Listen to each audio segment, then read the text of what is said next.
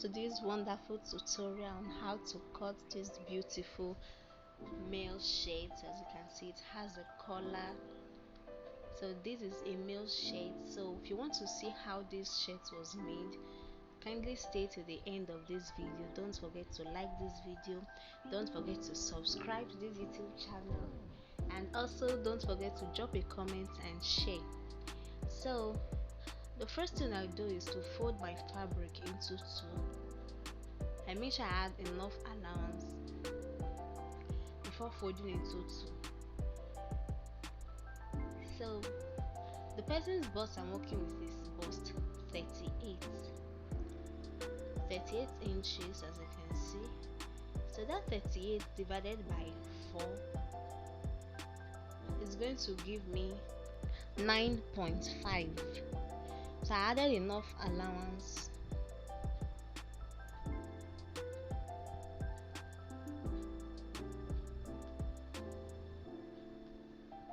So 9.5 and added enough allowance. So that enough allowance I added made it 15 inches. So the side where the opening is will face me. So the folded end will face the wall, as you can see. So we'll start our markings from this opened part here. So the next thing we're going to do now is to take out about at least 3 inches for the button part. So this part is what we use for the button allowance. So we're going to fold it in. So first of all, take out this part before we start marking. So that's why I said earlier that it needs to have enough allowance. So actually the measurement here is 15. So minus that 3 inches, now we have 12 inches. So see how we have enough allowance because the original bust is 9.5. So we have extra allowance. Then the next thing is the shoulder divided by 2. You mark it there. That's what I'm marking there now. Shoulder divided by 2. And then at that shoulder tip there, you come down by 1 inch. Then you slant it. This is because the human shoulder is not straight. So that's why it's very important to slant the shoulder tip. Then another thing, the next thing we're going to do is also need to make some calculations on the neck area. The bust is 30 divided by 12 gave us approximately 3 inches, but I'll go for 2.5 inches for the shoulder part there. 2.5 inches so that it will not be too wide, and then the depth was 3 inches. So make it a round neck since it's the front. So the next thing we'll do now is to cut out. You can see I'm about to cut out the neck. So I just extended that line there for the neck. I extended it to the front. So sorry for my hand that is blocking this part. So you just cut down gradually. Just follow this same method. That's how you get exactly what I got. Please don't forget to like this video if you found this video interesting. Don't forget to subscribe to this channel, and don't forget to share also. Your comment would also go a very long way. Now the next thing to do is we want to cut the back now. So the same thing too. The neck is 2.5 inches there, and then I also came down by 1 inch at the tip, just like we did to the front. But this back, the difference is the back is 12 inches, unlike the front that was 15 inches. So the back is 12 inches, so it's smaller than the front. So you need to take note. Okay, so the next thing I'm going to do is to place the front part on the back. Yeah, that's one thing you need to do. And you can see the front is wider than the back. That's because of the button allowance. So you need to make sure the both lap and they are both equal. So at the top there, you give it like 2.5 inches. So the back has to be at least 2.5 inches higher than the front at the top, and this is the reason. because it's a male shirt, so we're going to fold the back over the front. If you don't know how to cut a male senator's shirt dress, you will see the link to the video in my description box. I'm going to drop the link to that video. So it's actually the same process of cutting a male senator's top. So don't forget to check that video out too. That one is kind of more detailed on the reason why the shoulder part is folded here. So the next thing you do is you pin down, just as you just saw me do, to make sure that both align. So you can see me folding the front part there. So I want to pin it down now, so that I'll know that this is the front, and that will serve as the button part for button allowance. Okay, so this is it. So the next thing now is I'm going to mark the neck. The round neck is 16 inches for the person. So I'm measuring round now. So I'll look at how I'm going to cut this back part. You need to pay critical attention to this part. You can see I raised it. You can see the back. I put my hand in. So I put the scissors between the back. It is not, you will see how it looks. You can see I did not cut everything out. It was just the upper part I removed. So it's very important. If you cut everything, it's going to spoil it. So by the time I measured round, I discovered that I have exactly that 16, which is not supposed to be. So now I have 18. That's 9 inches, 18. So it's accurate. So by the time you finish joining everything, you go back to 16 or probably 16 and a half, which is also okay.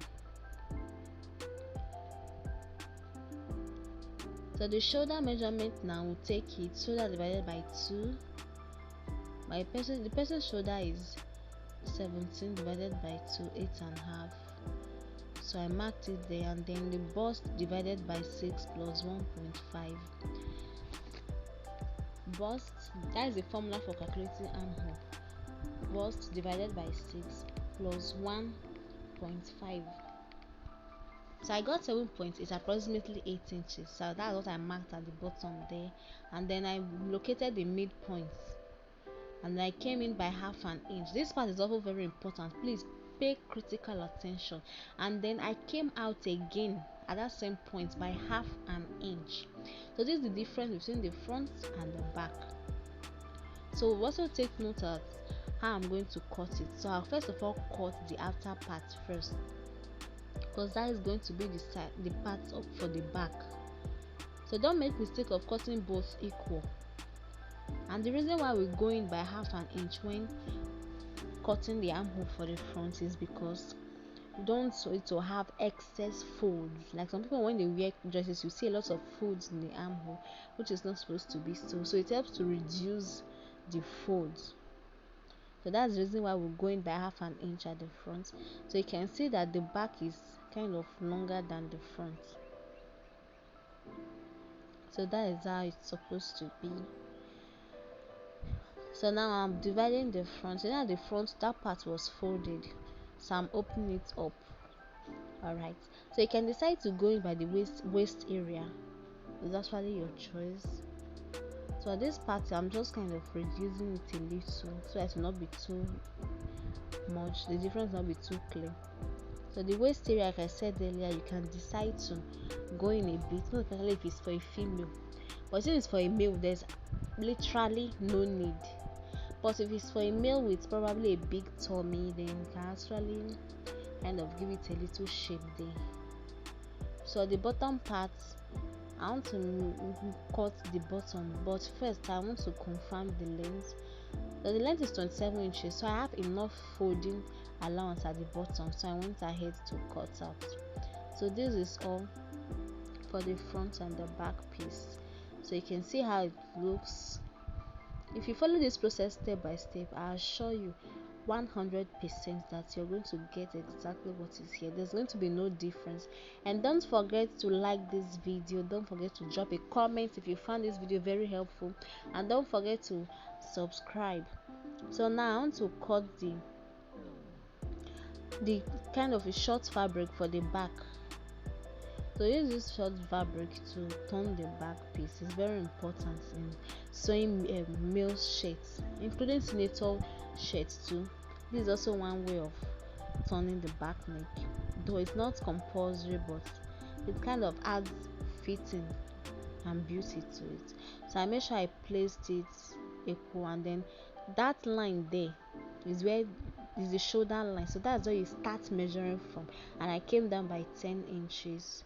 Then I raised my back piece and then I cut through.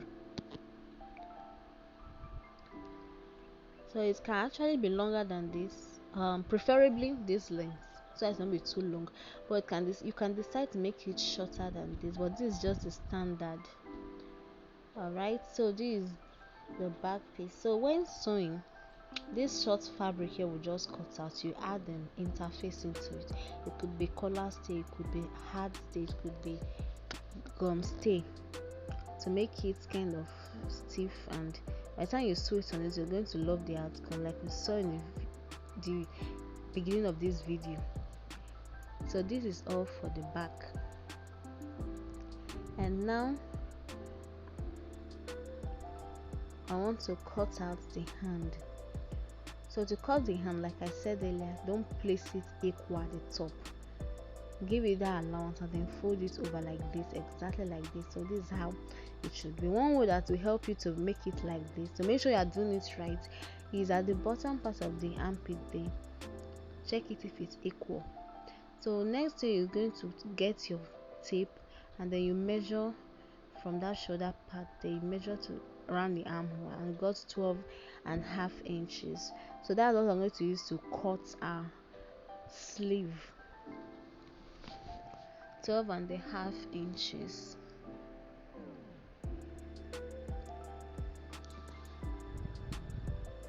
Okay, so this is the part where we need to cut the sleeve. First of all, fold your fabric into it, just as you saw me doing. I also have a tutorial on how to cut a basic sleeve, so I also drop the link in the description box. Don't forget to check it out. So now, measuring the cap height, I used 4 inches for the cap height. So there is it now, 4 inches, and then at this top here I just measured like 3 inches. After measuring the 3 inches, I created a kind of little curve there. So after creating the curve, I just measured the 12.5 inches down, and then I just connected it straight. So there are different methods of cutting a basic sleeve. Yours is maybe different from mine. So I just came it down there by just 1/2 inch, and then I just connected it. So that's just it. It's very easy. There's nothing difficult. So that line is no longer needed. And then I measured the length of my sleeve. The length is actually 10 inches, but I made it, I think, 14 inches at that part there, so as to have enough allowance for the folding. The round arm is 16 inches, but I decided to make it 20 inches. It does not have to be tight. It's not a female's shirt. Even if it's a female shirt, it still has to be a little bold, like this one. So just cut through, just watch me as I cut through the lines.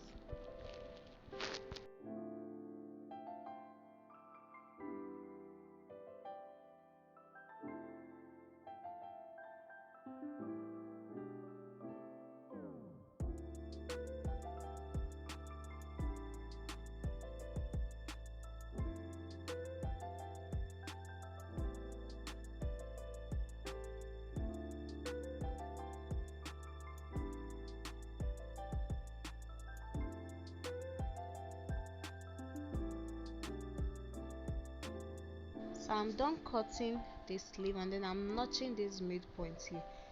So this helps to serve as the center point, so that when sewing down, you will not make mistake of sewing it wrongly. It's very important. So now I want to cut the collar. As usual, I also fold your fabric into two like this, as you can see. So remember that the neck is 16 inches. So this is 16 divided by 2, 8, and I added half an inch allowance, and then I'm going up now by 2.5 inches. So this line here I'm actually doing here is not really necessary, it's not important. So at this point here, you go in by at least 1.5 inch, and then you create a little curve there, as you can see me doing a little curve there. So this is the collar stand, and then at the top here I just mark 3 inches, just 3 inches.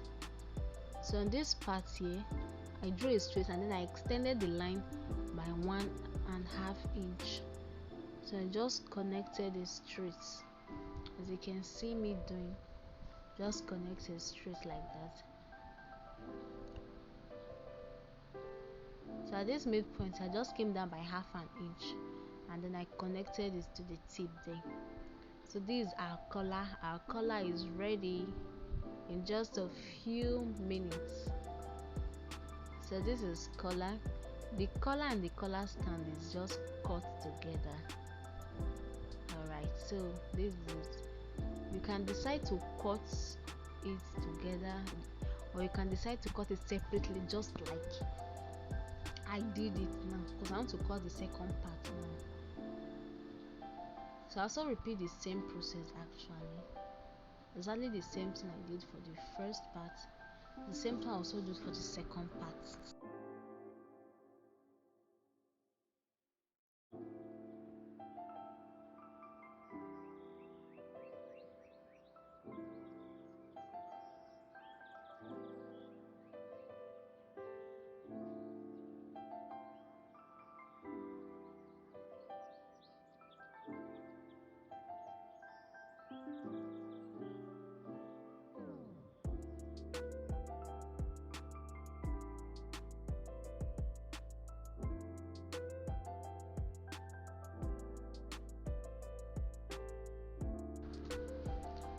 So this is all it is.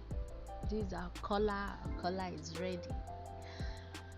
Alright, so thanks for staying till the end of this video.